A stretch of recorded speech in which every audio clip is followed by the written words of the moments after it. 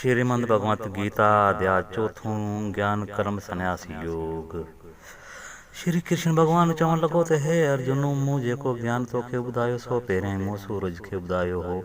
सो ही योग अविनाशी आहे ऐं सूरज पंहिंजे पुट मनु खे ॿुधायो ऐं मनु अक्षोमाको खे ॿुधायो हो। ही योग ज्ञान असल खां हलियो थो अचे, उन्ही खे सो रास ऋषि ॼाणनि था ऐं उन्हनि खे सम्झी राज कनि था, परम पद खे प्राप्त कनि था। जंहिंखे न आई जी ख़ुशी न वे जो दुख आहे, सो ई योगी आहे। सो हे अर्जुन, उन्ही योग खे घणेई युग गुज़री विया आहिनि, तोखे उहो ई परचाइन योग थो ॿुधायां।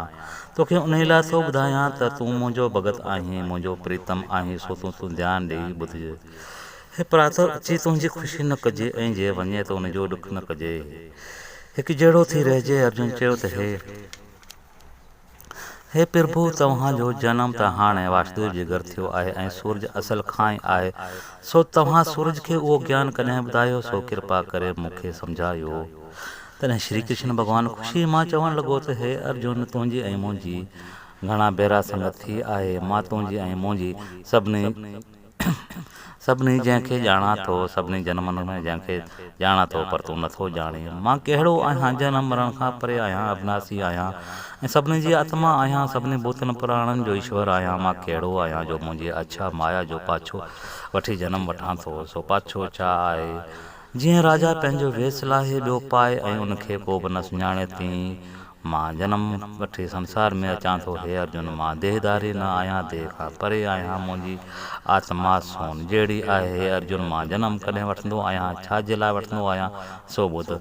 जॾहिं जॾहिं धनम नाश थींदो आहे ऐं अधर्म खे मेटे छॾींदो आहे, तॾहिं मां धर्म स्थापन करण वास्ते जनम वठंदो आहियां ऐं पापिन खे नाश कंदो आहियां ऐं भगतनि जी रक्षा कंदो आहियां। जनम ऐं कर्म निश्चल आहे। सो निश्चल छा खे चइजे थो? जीअं ॿिया देहधारी बीरज ऐं रुकत मां पैदा थियनि था, तीअं मुंहिंजी अहिड़ी देह न आहे। जीअं कर्मनि जे ॿंधण करे देह वठनि था, अर्थात जहिड़ा जंहिं जीव कर्म कया हूंदा तहिड़ो ई जनम वाईंदा। हे अर्जुन, मां ईअं न आहियां। मां पंहिंजी ख़ुशी सां जनम वठंदो आहियां ऐं मुंहिंजी ज्योति स्वरूप आहे। मुंहिंजा कर्म बि अहिड़ा ई आहिनि ऐं कहिड़ा आहिनि? ॻुझा आहिनि। जेके मां करियां थो से कंहिंखां कीअं न थींदा। सो त नरसिंह रूप धारण करे थंभ मां निकितसि ऐं हरणाकश जी छाती जा रुख खां बि सख़्तु हुई सा मुंगल वांगर फाड़े छॾी ऐं गोकल जे भगतनि जी रक्षा करण लाइ 7 ॾींहं गोवर्धन पहाड़ खॿे हथ जे चीच ते जलियमि। ऐं जेके मूं कर्म कया से अहिड़ा कया अथमि जो कंहिंजे करण जा न आहिनि। जेको पुरुष मुंहिंजे कर्मनि ऐं जनमनि खे ॼाणे थो, सो अविनाशी पद में वञी लय थिए थो ऐं जिन खे मुंहिंजे चरणनि जी भक्ति मिले थी, तंहिंजी ॻाल्हि ॿुध। उहे कई जनम वैरागी थिया आहिनि ऐं केतिरा ई जनम वैराग वरितो अथनि ऐं कई जनम काम क्रोध खे छॾे मन जो माण छॾे मूं में पको विश्वास करे खयो अथनि ऐं केतिरा ई जनम उन्हनि रीति मुंहिंजी भक्ति कंदा रहिया आहिनि। उन करे जिन जो मन शुद्ध थियो आहे, तिन खे मुंहिंजी प्रेम भक्ति मिले थी ऐं वरी जिन खे अहिड़ी भक्ति मिले थी, तिन जो मां वारों वार में वासूं करियां थो। हे अर्जुन, ॿियो ॿुध। जेको जंहिं रीति मुंहिंजे भॼन करे थो, तंहिंजो तंहिं रीति मां बि भॼन करियां थो। मां बि पंहिंजे भगतनि सां अहिड़ो आहियां जहिड़ी रीति मुंहिंजा भगत मूंसां आहिनि। जिनजी तोखे खणी चवीं त सभु तुंहिंजो भॼन जो नथा कनि ऐं देवताउनि ऐं दैतनि जो पूॼाऊं छो था कनि? सो ॿुध। हे अर्जुन, देवताउनि जी पूॼा करण करे माण्हू फल वठनि था ऐं मूंखे पुट ऐं धन थिए, सो उहे देवता उन्हनि जी कामना पूरी कनि था ऐं उहे देवता पूॼा करण में राज़ी थियनि था। तॾहिं देवताउनि जी पूॼा कनि था, पर मूं में उन्हनि जी श्रद्धा लॻंदी, जिन जो अखियूं ज्ञान जे ॾीए सां पटियल आहिनि। जिन खे ही संसार जो कारखानो कूड़ो ॾिसण में अचे थो, से मूंखे सभु कंहिं हंधि ॾिसनि था। उन्हनि जी श्रद्धा मूं में लॻी रहे थी। हे अर्जुन, ही जे 4 वर्ण ब्राह्मण खत्री वैश्य ऐं शूद्र आहिनि, से मूं में ई पैदा कया आहिनि ऐं उन्हनि खे धार करण वारा कर्म मूं ई रचिया आहिनि। उन्ही चइनी वर्णनि जे कर्मनि करण वारो ऐं कर्म करण वारो तूं मूंखे ॼाण। मूंखे कर्म नथा ॿुधजनि ऐं मुंहिंजे कर्म फल में ई का वासना आहे। ईअं जो मूंखे सम्झे थो, तंहिंखे कर्म नथा ॿंधनि ऐं ईअं सम्झे अॻियां मूं कश चाहींदड़ बि कर्म कया आहिनि। उन लाइ तो बि जीअं अॻे कयो आहे, तीअं कर्म कर। कर्म छा आहे छा न आहे, उन में ॾाहा बि मुंहिंजी पवंदा आहिनि। उन लाइ उहो कर्म जो विषय बि मां तोखे ॿुधाईंदुसि। सो ॿुध। तूं अशुभ कर्म करणु छॾे ॾींदे। हे अर्जुन, कर्मनि जी गुथ सम्झणु ॾाढो कठिन आहे, सो मां तोखे ॿुधायां थो। हे अर्जुन, हिकिड़ा कर्म हिकिड़ो कर्म आहे, ॿियो विक्रम ऐं टियों अक्रम आहे। तिन जी ॻाल्हि ॿुधो। जीअं शास्त्र जी अॻियां आहे, तीअं स्नान आदि खां वठी कर्म करणु घुरिजनि, तंहिंखे कर्म चवंदा आहिनि। ऐं जे भुली भलाई कजे जे विक्रम चवंदा आहिनि। जे आलस करे या अज्ञान करे स्नान आदि खां वठी सभु कर्म करणु त्याग था कनि, तंहिंखे अक्रम चवंदा आहिनि। जो पुरुष उन टिन्ही कर्मनि खे सम्झे थो ऐं शास्त्रनि जे अॻियां ते हले थो, त उनखे ॿुधायो बुद्धिवान उत्तम ऐं सतकर्मी सॾियो वेंदो आहे। हे अर्जुन, उहा कर्म करण जी ॻाल्हि कयमि। हाणे ॿियो ॿुध। जंहिं मनुष्य खे मुंहिंजे महिमा जो ज्ञान उत्पन्न थियो आहे, तंहिं ज्ञान जे करे उनखे कंहिंजे कर्म करण जी इच्छा नथी थिए। सो काम क्रोध खां रहित आहे। ज्ञान जे अग्नि में उनजा सभु कर्म सड़ी वेंदा आहिनि। उहो जो थिए थो, तंहिंखे विवेकी पुरुष ऐं पंडित चवंदा आहिनि। उहो कहिड़ो आहे? उहो ज्ञानी पंडित जंहिं सभु कर्म त्यागिया आहिनि ऐं कर्मनि जा फल बि त्यागिया आहिनि ऐं कर्मनि जी फल जी इच्छा बि न त्यागी अथसि। सो ज्ञान रूपी अमृत पी तरपत थी रहियो आहे। अहिड़ो ई जो ज्ञानी आहे, तंहिंखे कंहिं बि कर्म जो बंधन कोन्हे, निर्बंधन आहे। जो हिकु परमेश्वर खां सवाइ ॿिए कंहिंखे नथो मञे, कंहिंजी बि आशा नथो करे, निराश थी संसार जूं वासनाऊं जंहिं रोके छॾियूं आहिनि, मूंखे जंहिं जीते छॾियो आहे, जेके करे थो तंहिंजो उनखे लेप नथो लॻे। सो ईश्वर जी इच्छा सां जेके उनखे प्रीत प्राप्त थींदो आहे, तंहिं ते राज़ी रहंदो आहे। गर्मी ऐं सर्दी ऐं हर शौक़ खां रहित आहे, भले बुरे वस्तु ऐं मिलण ते राज़ी रहंदो आहे। अहिड़ो मनुष्य निर्बंधन सॾिजे थो। हे अर्जुन, घणो प्रकारनि जा यज्ञ ॿुध। यज्ञनि में अर्पण कयल ब्रह्म आहे, जंहिंसां अर्पण कजे उहो बि ब्रह्म आहे। जंहिं अग्नि में अर्पण कजे उहो बि ब्रह्म आहे। जो अर्पण करे थो उहो पिणु ब्रह्म आहे। अहिड़ी तरह ब्रह्म बुद्धि सां कर्म कंदड़ खे प्राप्त थींदो स्थान पिणु ब्रह्म आहे। के योगी देवताउनि लाइ यज्ञ कनि था, ॿिया ब्रह्म रूपी अग्नि में ब्रह्म रूपी होम सां यज्ञ कनि था, ॿिया वरी इंद्रियनि रूपी अग्नि में सबद वग़ैरह सो विषयनि जी आहुति ॾियनि था। के योगी आत्मा में एकाग्रता रूप अग्नि खे ज्ञान द्वारा प्रकाश करे उन में सभिनी इंद्रियनि में प्राप्त प्राणनि जे कर्मनि जो हवन कनि था। के दान जो यज्ञ, योगी तपस्या जो यज्ञ, अष्टांग योग जो यज्ञ, शास्त्र अभ्यास जो यज्ञ ऐं ज्ञान जो यज्ञ कनि था। केतिरा ई वरी पुठण वरण रखण वारा यज्ञ कंदा आहिनि। केतिरा ई प्राणनि के अपान ऐं अपान खे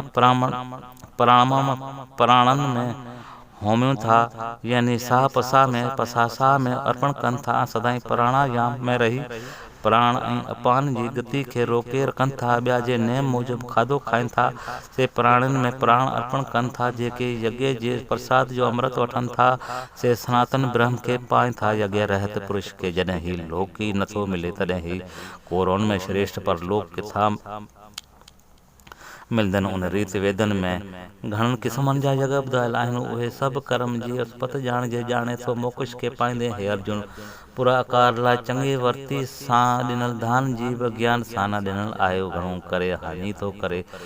जो ही पाठ सभु कर्म ज्ञान में समायल आहिनि। उहो ज्ञान ज्ञानियुनि खे निमण पुछण सेवा करण सां मिले थो ऐं ज्ञानी तोखे उहो ज्ञान ॾींदा आहिनि। हे पांडव, जंहिं ज्ञान खे ॼाणे तूं वरी अहिड़ो मोह कीअं पाईंदे, जंहिं करे तूं सभु जीव पाण में ऐं मुंहं में ॾिसंदे। जेको तूं सभिनी पापियुनि में घणे मां पापी हुजे, त बि ज्ञान रूपी ॿेड़ी जे करे तूं पाप जे समुंड खां जल्दी तरी पार पवंदे। हे अर्जुन, जीअं ॿरंदड़ अग्नि काठियुनि खे भस्म करे छॾींदी, तीअं ज्ञान रूपी अग्नि सभिनी पापनि खे भस्म करे छॾींदी।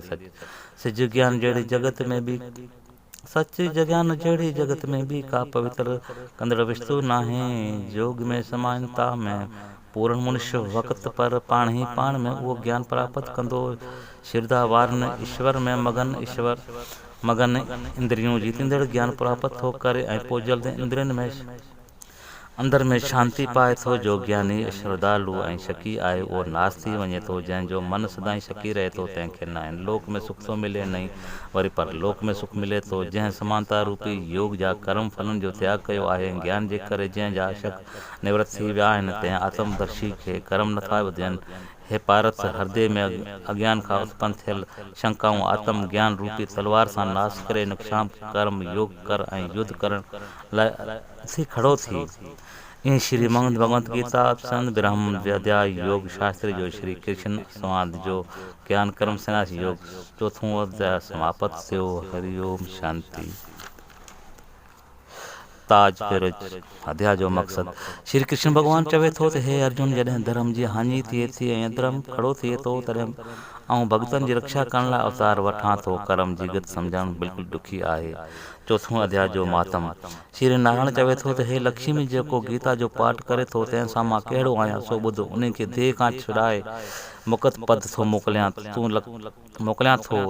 तॾहिं लक्ष्मी चयो त महाराज, गीता जे पाठ करण सां को मुक़त बि थियो आहे?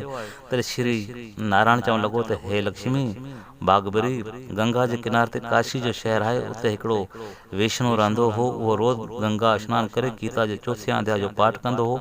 हिकिड़े ॾींहुं हू जंग में वियो। उते सुहिणा ॿ वण ॾिठाई। उन्हनि वणनि जे छांव हेठि वेही रहियो। उहे ॿई जाड़ा वण ॿेर जा हुआ ऐं उते वेठे उनखे निंड अची वई ऐं हिन जो हिकिड़ो वण खे पेर ऐं ॿिए खे मथो लॻो त उहे ॿई वण हिकदमि किरी पिया। परमेश्वर जी कुदरत सां ॿिन्ही वञी ब्राह्मण जे घर में कन्याउनि जो जनमु वरितो ऐं हे लक्ष्मी, उहो जनमु ॾाढे पुञ करण करे मिले थो। जॾहिं उहे कन्याऊं वॾियूं थियूं तॾहिं संदसि माता पिता चयो त हाणे तव्हांजी शादी करायूं।